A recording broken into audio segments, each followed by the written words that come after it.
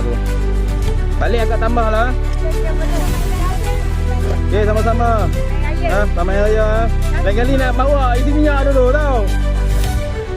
Nasib baik tak? Payah jaras. InsyaAllah, insyaAllah. Kalau kami ke sana. Okay, baik. Hati-hati jalan. Salam.